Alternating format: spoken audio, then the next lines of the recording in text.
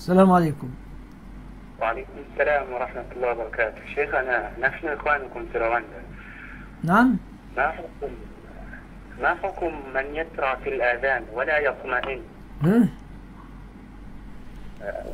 حكم من يسرع في الآذان ولا يطمئن.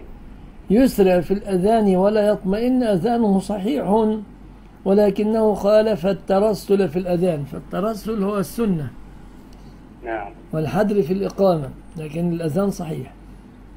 شكرا. بارك الله. وياكم. السلام عليكم. السلام ورحمة الله وبركاته. كيف حالكم شيخنا؟ والحمد لله. الله يبارك فيك يا رب.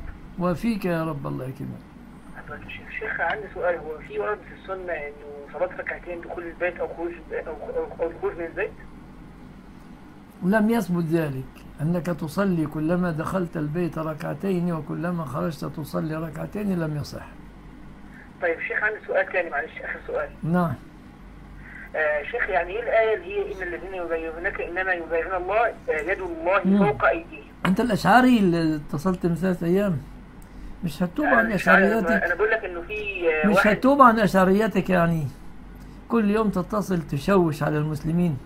توب عن أشعرياتك. أين الله يا فتى؟ أين الله؟ الله في السماء، في السماء. تأكد من ذلك؟ طبعا يا شيخ أنا الحمد لله سني الحمد لله. أنا بقول لك إنه في واحد قال لي نووي أشعري، فبتأكد من ده بس.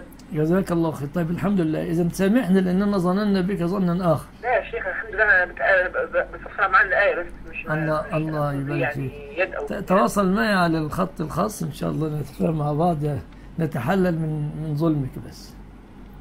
مشكورا. يا شيخ بقول اتصل بي على الهاتف الخاص، نتحلل منك أو تحلنا الآن. لا يا شيخ مفيش حاجة يا شيخ. أنا بس حضرتك يعني أنا مش قصدي حاجة والله. بس لا المهم يعني أنت أحللتنا لأن تكلمنا يعني شوية فيك ظنناك أشعريا. لا يا شيخ أنا الحمد لله سني الحمد لله. سامحنا إذا. لا يا شيخ سامحك طبعا يا شيخ، والله سامحك على راسي من فوق يا شيخ. أشكرك. عفوا يا شيخ. السلام عليكم ورحمة الله وبركاته. السلام عليكم. السلام ورحمة الله وبركاته. ازي حضرتك يا شيخنا؟ الحمد لله. والله يا شيخنا بنحب حضرتك. أنا كنت سألت حضرتك من فترة على كام سؤال وعايز أكمل بس كذا سؤال هقولهم بسرعة لحضرتك. طيب خليك معي لحظة. واحد يسأل عن العصبات لأن سؤاله تكرر. العصبات هم الذين يتعصبون للرجل، هم أقرباؤه من ناحية الأب، لكن هذا يتسع، قد يشمل القبيلة كلها، لكن من العلماء من يقول هم أبو الرجل وإخوته وأعمامه وأولاد أعمامه، وقال آخرون بما هو أوسع من ذلك. تفضل يا شيخ. اتفضل. الله يحفظك. ربنا يا شيخنا يا رب ينصرك الأول والله للإسلام يا رب وإياك يا رب. اتفضل.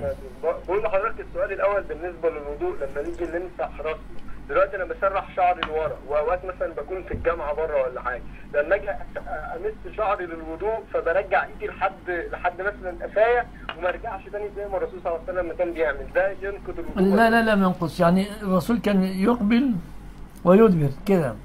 يقبل ويدبر هذه المسألة، لكن عموما إذا مسحت بأي طريقة أخرى أجزاء.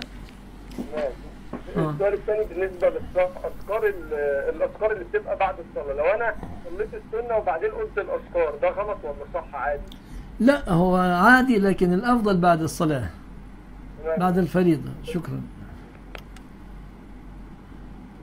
بارك الله فيك يا شيخ مصطفى الجوهري، أنت وإخوانك محمد بن عبد العزيز وإخوانه. عليكم السلام ورحمة الله وبركاته.